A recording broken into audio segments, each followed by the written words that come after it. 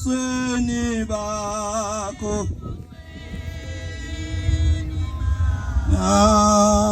nase ebusweni bezulu engonile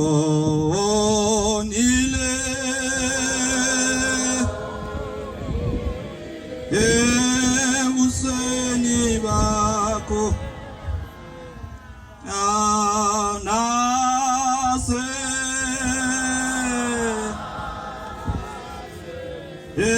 ebusweni bezulu isolami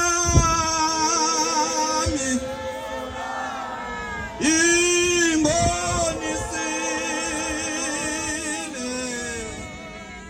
angayephula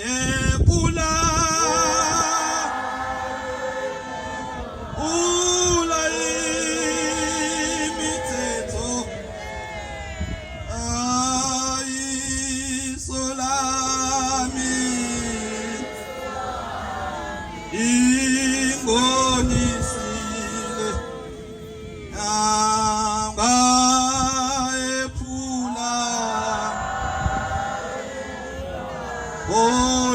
imithetho. Ngiyayikhetha inkosi enhle yasekithi ebuhleni bamaNazaretha. Bantwana basezulwini lona oguqile umfana bakahlatshwayo wangapha entabeni eKhalamanzi eBeckville ngaphansi kwaMshumayeli umlangeni ithempeli kusemseni ithempeli kodwa ithempeli engikhulele kulo liseHammersdale ngaphansi kwaMshumayeli uDlamini ithempeli idla kahle. Amen. Bantwana basezulwini isiphakiwe inkonzo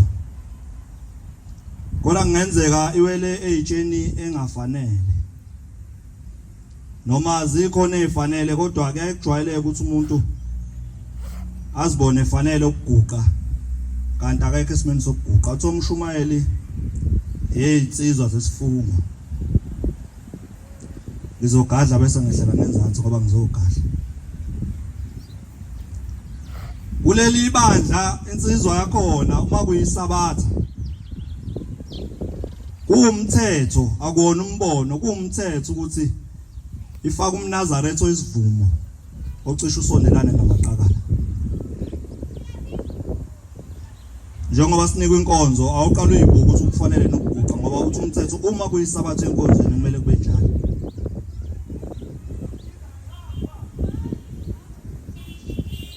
Umthetho waleli bandla uthi uma inhlalisuthi kumele ibe senkonzweni yeSabatha ishetha libemhlophe. Umthetho waleli bandla angeke sungabazi okwebhuluke elimnyama umbono wabantu kodwa ishetha elimhlophe inyanga yezulu yasho yathi libemhlophe ishetha. Asekhona ke na powder blue la sibe siwafaka lande kumhlophe kodwa umthetho weshetha uthi limhlophe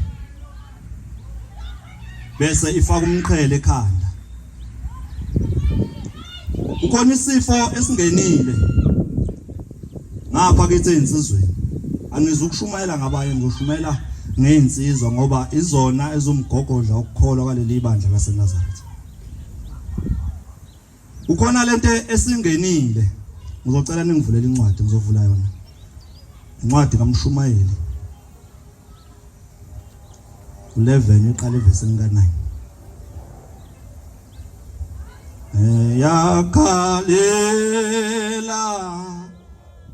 Khalela wena nsizwa anganoma ngiqale kahle wensizwa kashaka uma usuyitholile ngicela uyifunda mfowethu Jabula nsizwa ebusheni bakho. Ithi jabula nsizwa ebusheni bakho. Mayithi inhliziyo yakho ikuthokozise. Mayithi inhliziyo yakho ngenkathi ikuthokozisa. Ezinsukwini zobusha bakho. Ensukwini zobusha bakho uyibambe nje kancane mfethu. Iziphi insizwa izinsuku zobusha bakho mawinsizwa? Ila uqala uyibona khona ukuthi uyisoka wena. Insizwa makukhunya ngobusha bensizwa ila iqala ukubona khona ukuthi hayi uma ngiyibika entombini iseyakwazi ukuthi iyangithanda. Qhubeka mfowethu. Uhambe ezindleleni zenhliziyo yakho.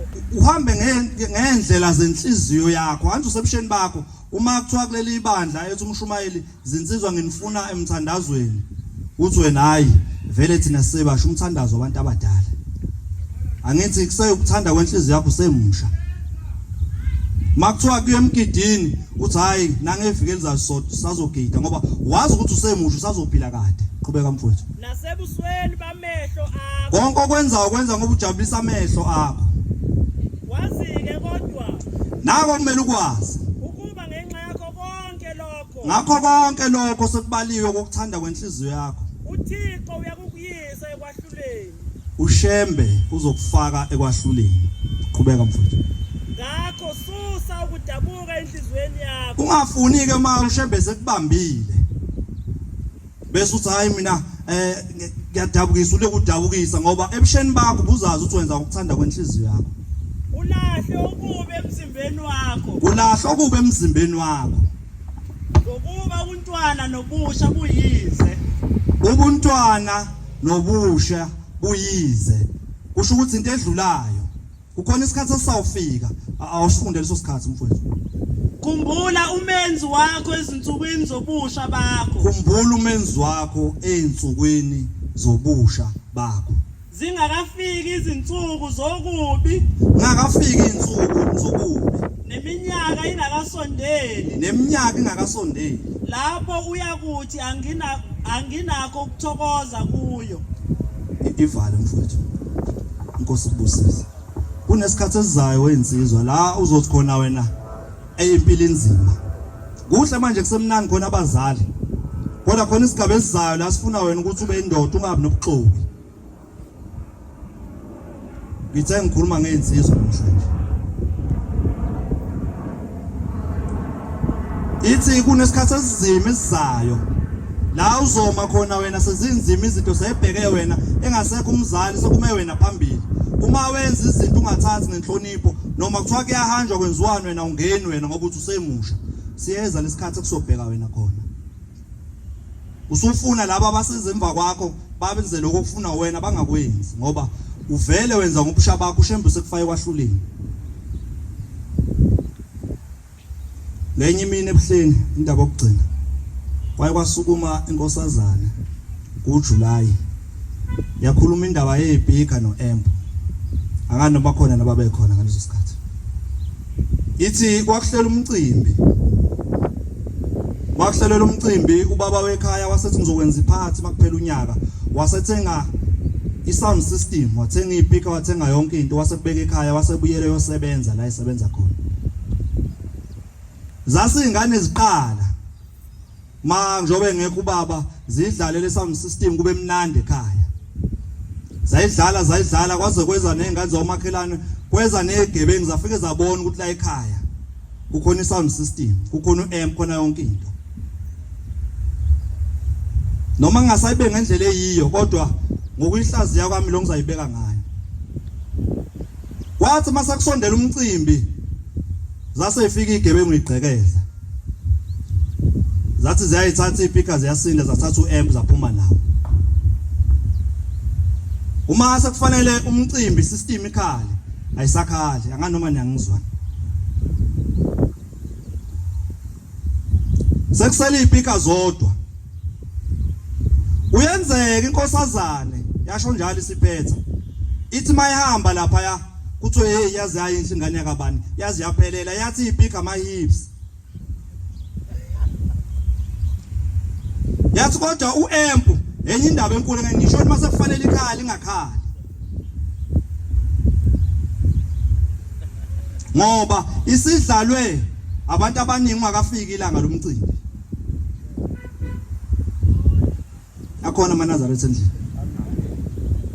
akumningi nje bengizosho lokho insizwa ukuthi ake uzazi mawuzosukuma manje ukuthi kufanele yini angasuka abantu ngaphandle belanjwa yinhlalisuthi bangena endlini kuseza umcimbi ohleliwe nibakhombisa ukuthi la ekhaya kukhona isound system bese wena befike betshontshe empashiya ipika ngoba azokhalela wena kusasa kufanele kwenza umcimbi la ekhaya ngoba wena bafaka endlini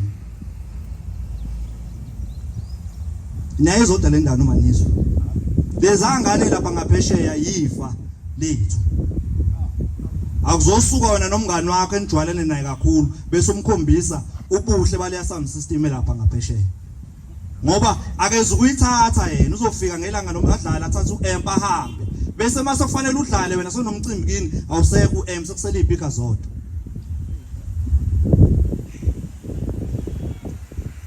ngiyabonga inkosi kuseniswile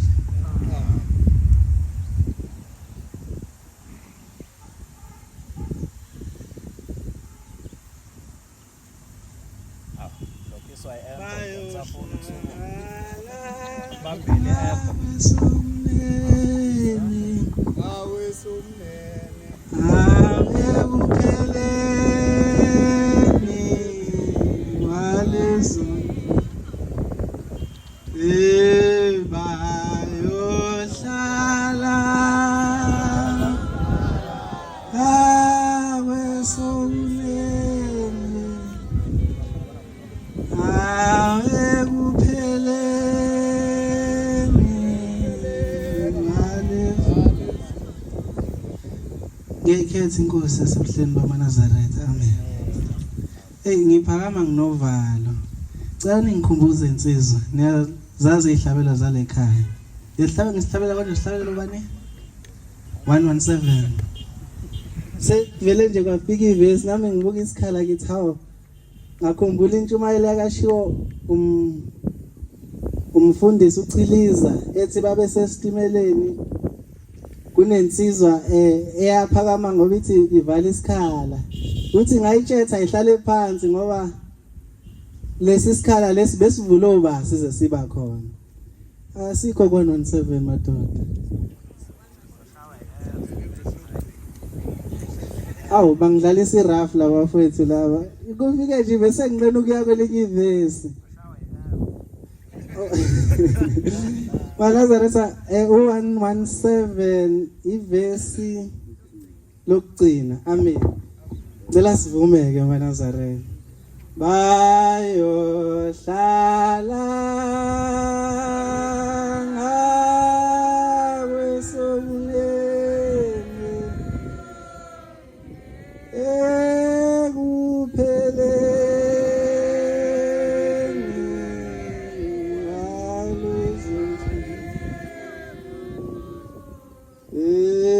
bayohlala ngawe somyeni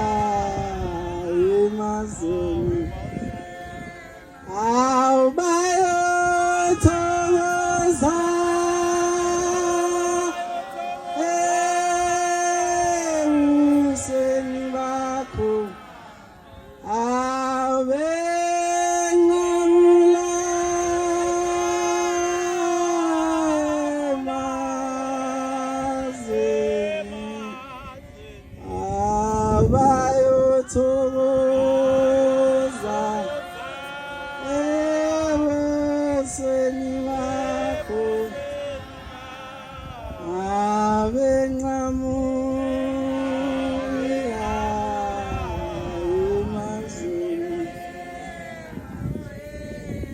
ngiyayikhetha inkosi yasebuhleni bamaNazaretha uNyazi Lwezulu. Amen. Lokhu uqile phambi kwenu maNazaretha. Umfana omncane nje wakajwaha. Igama lami nguSiphe Sihle, ngisuke emzinto ePhakamani Temple. Amen. Ngicasi niyabona nje maNazaretha ngithi ngiyadoda nje nginakela ikhamera. Ngibona sekuvuleka isikhala. Kodwa ngiyacela ngoba uNkulunkulu kushuthi uyayihlela into yakhe. Angiphizi nje noma kuzoba linye. Abangcwele baphume bephile enkonzweni. Amen. Ngikhumbule enye indaba maNazaretha. Ngiyangena ukuthi indaba enkulu. Ngikhumbule enye indaba maNazaretha. Kuthiwa kunenye ingane izothatha uhambo olude nganoma ye-university noma iyake kodwa ngayizwa le ndaba ebuhleni bamaNazaretha kuthiwa le ngane le babedinga kubo beswele. Kuthiwa le ngane le izothatha lolu hambo olude nganoma babeya kwi-trip yesikole noma kwakwenze njani kodwa izohamba uhambo olude ihambe nabanye abantwana. Ithi umzali wayo le ngane wasegoqa kahle, egoqa into enhle, egoqa ngesinto yaziwa le ndaba. Wagoqa lento enhle igoqa ngesinto sombili wasethi nangu umphako wakho mntanami ngikupha wona. Le ngane lekuthiwa sekufika isikhathi sebhasini ezinye ingane zivula ukukhala kahle wena KFC nayo yonke into. Eyathi yabheka ngeke uma udlale ngami la lento ngeyizidleke la yasithatha lesinto sombili yasilahla ngewindi maNazaretha. Seyifika phambili isiyaxoxa abazali ithi nginenkinga kanjani usethi umzali hayi mula leso sinkwa sombili uthi bengifaka imali mntanami kade uzofika uyiphilise ngayo phambili yonke into kade uzoyenza phambili beyizokhava ile mali kade ngiyigoqe ngesinkwa sombili la ngiyakhona maNazaretha kungenzeka uthola ukuthi ngewasino Shembe uShembe kuyenzeka ke kunevese elishoyo ethi ukwethemba usimakade nokucasha ngaye kuyinto elungileyo kodwa kuyedeleleke kuyenzeka ubuke kudeleleke kanti uShembe ufihla into enhle kuwe. Ngenzeka futhi noNazaretha amubuka wenze kuzokungikhipha entweni angeke ngifihle kancane ukuthi nginazaretha kufika nenye indaba futhi maNazaretha lenye insizwa le yayisho umlungu uthi umlungu ma esehamba maNazaretha ephindelezeni laphesheya indaba zifika njengoba ngiguqile engazi bengaplane lutho maNazaretha bengazi ukuthi ngizosukuma lo mlungu eseyaphesheya maNazaretha uthi esebenzini sakhe uthi usungiphathe kahle kakhulu wena mangibuya phesheya into engiyobuya uyibambile kuyobe yakho yonke uthi le ndoda lekuthiwa lo mlungu wayenazo zonke izinto nama-Ferrari nama-G-Wagon no-Mercedes enakho konke okuhle nezindlu ezinhle ama-insuit amasinki kukuhle konke maNazaretha. So le nsizwa usuku lokuqala ibamba lokhu ithi hayi ngeke ngikubambe iphinde ibambe okunye owathi ebuya umlungu sezobuya umlungu wasekuba nenkinga la ngoba phela kuneyilwana abelungu bajwayele ukufuka lezi zinto imalasi.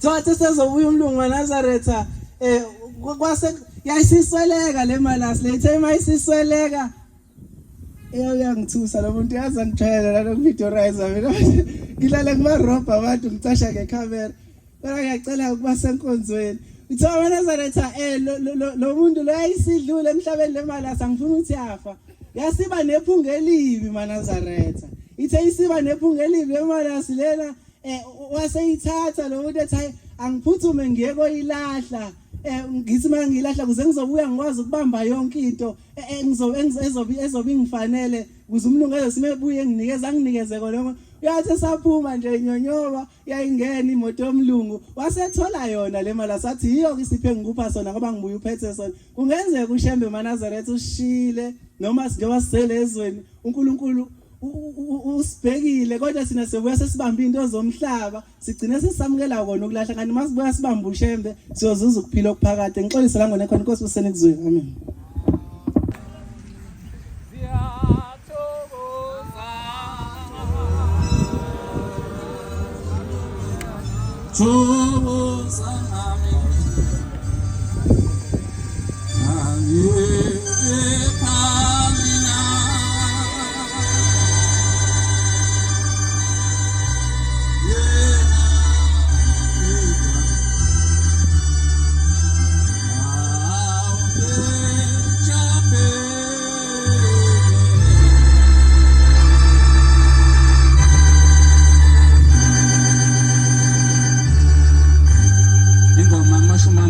Verse leswi zonke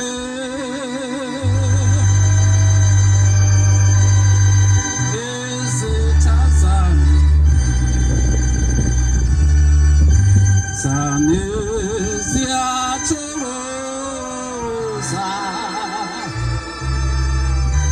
zithokoza nami kepha mina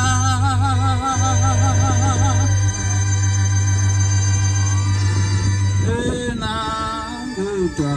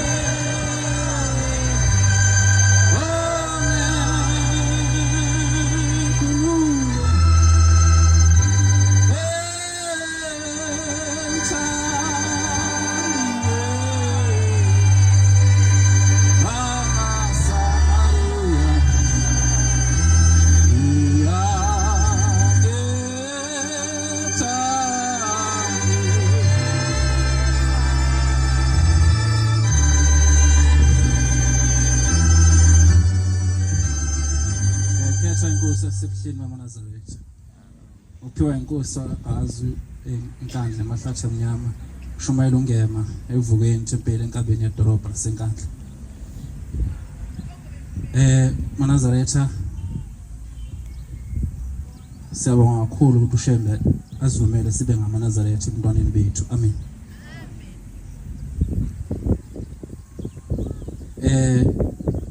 kuningi okukushiwo okungekuhle sesikwenzayo singabantwana bamaNazaretha bakule mihla kodwa ngicabanga ukuthi akusikho okubi kodwa sikho uShembe ngeimfundiso zakhe baningi abantwana bamaNazaretha bamanje lesikhathi samanje abavusa amakhaya ayefile ezandleni zobaba bethu uShembe ngeimfundiso zakhe baningi abantwana abangangathi abondlayo emakhaya nento eyehlula abanye babazali bethu sengisho ukuthi ke noma kukuningi kukubi sinamabala uShembe asikhumbule ngoba akusikhona kodwa kubi ngathi thina sizukulwane samaNazaretha sanamhlanje amen noma siphambeka kukhona sihamba khona sishayise khona noma sesiye enkonzweni sithi masiye enkonzweni sesiyela ukukhanda icontent noma sesiye enkonzweni siyela ukuthi ngoba uNazaretha sebuseyintweni sebuyathandeka na social media la sikuwona noma ikuphi sebuyathandeka sebukuhle nomuntu ongesile Nazaretha ngenhliziyo useyaba inhliziyo useyaba iNazaretha ngecontent ubone iNazaretha lishuthile igqoka uNazaretha yona lengubo sithi masisenkingeni siyisebenzisa ushuthe ngayo lengubo uzumodele wona lo mNazaretha sithi masisenkingeni sithembele ukuthi sofaka wona mase simeza uShembe kuze kuvele impela kuma komzimba wakho kuvele ugqoka uNazaretha ngenxa ukuthi ufuna ukukhanda icontent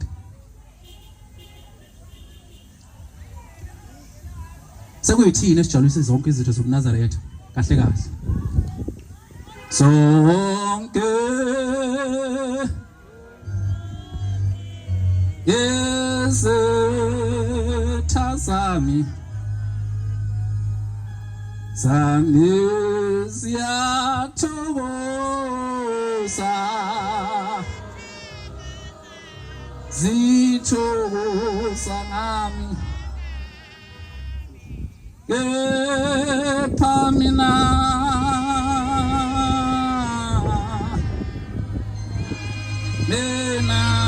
ngudwa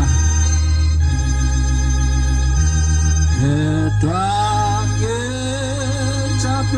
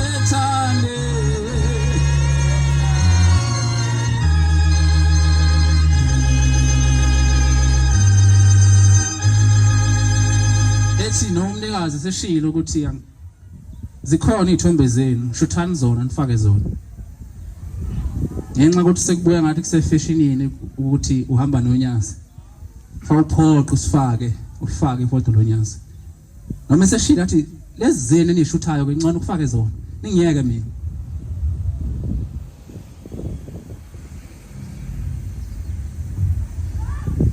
kodwa ke ngeke sike sicela ukuthi uShembe asithande sibheke sithande noma sinjalo noma inhloso zethu kwesinye isikhathi esizele la kungezona lezi kumele sizele kodwa ngeke siyeke ukuthi sicela uNkulunkulu asithande njengoba esithandile noma ngabe wethanda abazali bethu abenza bamaNazaretha kwase kuze kuchaphazeleka nathi sayithola leyo nhlanhla ngiyacela ukubonga amaNazaretha uShembe empilweni yami eseyivezile ngendlela eziningi ukuthi yena mkhulu njengoba ngikhuluma ngokuthi kukhona okuhle siyikho sikwazile kulesi sizukulwane siyisona ukuthi uShembe asisize silungisa amacala ayenzeka eminyakeni eshumi engamashumi ayisithupha eyadlula ayenzeka kogogo bethu ngenxa ukuthi babengenayo uShembe kwahamba kwafika uShembe ngathi emakithi sikwazile ukwalungisa lawo macala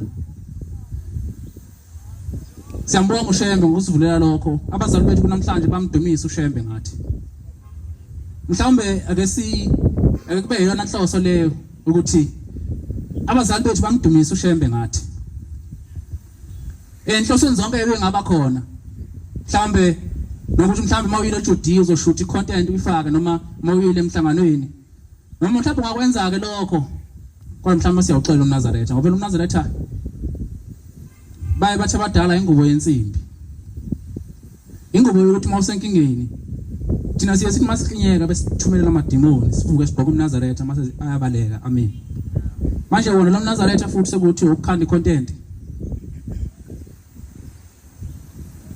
mhlawumbe abesifocus kakhulu ekutheni abazali bethu badumise uShembe ngathi kunamhlanje ugogo ozalo mama uyamdumisa uShembe ngathi amen ngoba sikwaze ukumlungisela inkinga kwayena isimbambe eminyaka sinikwa ubuhlakani simnikwa uShembe uNyazi Lwezulu amen kunamhlanje mayithandaza basebemqambile einkonzweni bemqambile bethu ana amagama bethi ngeke kwazi ukukholwa fa uqanje igama lesingisi ngemihla yabo yemission kodwa uthe egugeni kwakhe kwafika uShembe ngathi kunamhlanje uyalibiza igama likaShembe kunamhlanje imizi siphuma kuyona iyavuka ngathi ngalo Shembe amen sithe sifikile nomfowethu kuJuly size mhlanje kaJuly hayi lezi ithuthu uShembe asinike zona sayibeka endlini sayibeka egarage mangivuka ekseni ngivuka hayibo imoto imanzi sengitshe ukuthi mhlambe ke ngoba ngangiqala ukufika ekhaya ikhandiwe leyandle sengitshe ukuthi mhlambe yanetha nginganaki ngiqhubeke nosuku useyeza kumina ugogo ongizalayo sethi kufike umuntu kuyena entathakusa wathi vuka ucela imoto zeingane amanzi okusho ukuthi ikhaya seliyaphila selibhekiwe ngenxa loShembe ngoNazaretha ikhaya bekade lingenadlozi singayishisa impepho esingayishisa impepho ngoba singazi soshisa sibize sibonga sakabani ngoba ekhaya kobaba izinto beyibheda ngoba ekhaya komama singenalo ekhaya komama sijethi sinalo ekhaya komama asinalo kanti kwayena wayejethi ushadile nje esibongeni esithile kanti akashadile uzobuyela esibongeni esithile nakhona kwesibongo esithile abuya kusona thathi kuyabheda kubele kwesinye isibongo sizongeza sizama ukulungisa amacala obaba omkhulu kodwa konke lokho besingasikwazi ukwenza ngaphandle ukuthi ubuhlakane nendlela sinikwa uShembe ongcwele amen ilokho uNazaretha engifisa mhlawumbe akukhona okukhumbulekayo lenkulumo ukuthi ake sifocus ekutheni abazali bethu kebedumise uShembe ngathi le content sobuye sibone kodwa abazali bethu kebedumisa uShembe ngathi inkosi ibusene kuzwile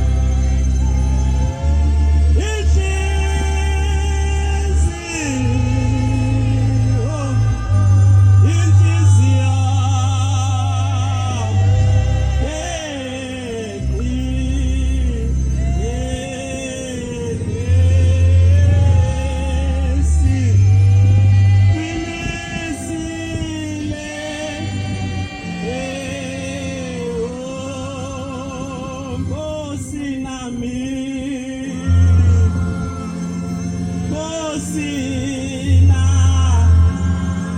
Bosname Ngo Amingino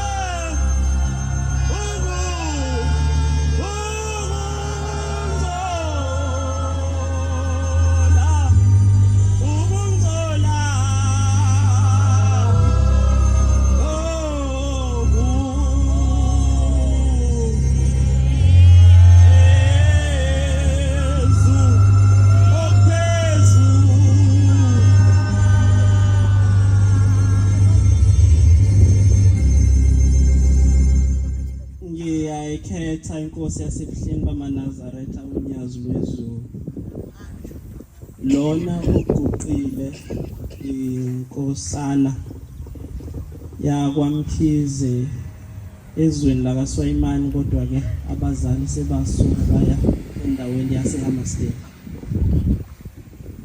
ngisuka ethempelini elibizwa ngokuthi inhlalakahle tempele ngaphansi kwamshumayeli uShozi isihlabelelo lesi engisukuma naso sikhuluma ngenkosi yethu uNyazi Lwezulu ukuthi uyabathanda abantwana abayisolayo. Ngikhumbula indaba uma uthola isikhathi uyifunde eBhayibhelini ikuLuka 15 iqala lapha ku verse 11 ikhuluma iumzekelo owenziwa inkosi uJesu ngamadodana ngobaba wena amadodana amabili lo baba ngathi ke uNkulunkulu wembusisile enako konke ukucabangayo nokufiswa abantu enemfuyo nezindlu nezisebenzi ngelinye ilanga indodana yakhe encane uma besho bathi yafika yacela konke uyise okuyifa layo kuyise yathi ucela uyise ayehlukanisele lona esaphila yalithatha lelifa yayolidla emazweni kwahamba isikhathi kulelo lizwe ayidlele khona kwaba nesomiso esibi laphela lonke ifa kwangena ukuhlupheka wahamba isikhathi lendodana yakhe yagcina ithola umsebenzi yahlala iphakela izilwane lezi khona isilwane lapha ekhaya singadliwa iphakela zona yafika umzuzu ngelinye ilanga idla nazo lezi zilwane ezilokunuko isimanga yakhumbula ukuthi ekhaya ubaba ngisho izisebenzi zakhe ziphila kangcono kunendlela esengiphila ngayo yacabanga ukubuyela ekhaya siyesihambeke sonke emazweni siphile ngendlela esiphila ngayo uNkulunkulu Shembe sisize ngelanga uma sesoso impilo seyisihlula sikhumbule ukubuyela emakhaya engikuthandayo kule ndaba ukuthi uma ifika le ndodana kuyise ifika ithi baba ngonile kuwe lapho ke lesihlabelelo singichukumisa khona ukuthi uyabathanda abantu abayisolayo sathi ngonile kuwe bengicela nje wathi usengabuyela ngisho ekhaya abe yisisebenzi sakhona Le ndaba ke ibuye ikhanyise ukukhulu lokuthando lukaNkulunkulu alithanda ngaye abantwana. Uyise walengane wabo ukuyibona, wajabula ngendlela eyisimanga. Wathi akuhlatshwe enhle imvu le eyayinkulu ngendlela eyisimanga, kwenziwa umcimbi ejabulela ukubuya kwendodana yakhe ekhaya. Ngiyafisa ukuthi uNkulunkulu kuthina sonke kubona konke ububi esihamba emazweni sibenza, uma sifikelwa ukuyisola phambi kaNkulunkulu sithi Baba ngonile ebusweni bakho nasebusweni bezulu. Nginethemba elikhulu lokuthi uNkulunkulu uyosamukela ngenjabulo. Bathi ujabula kakhulu ngemvu ebuyile ekulahlweni. uNkulunkulu asisize ngazona zonke izikhathi sihlezi sikhumbula njalo ukuyisola phambi kwakhe. Inkosi ibusise ngebusuku.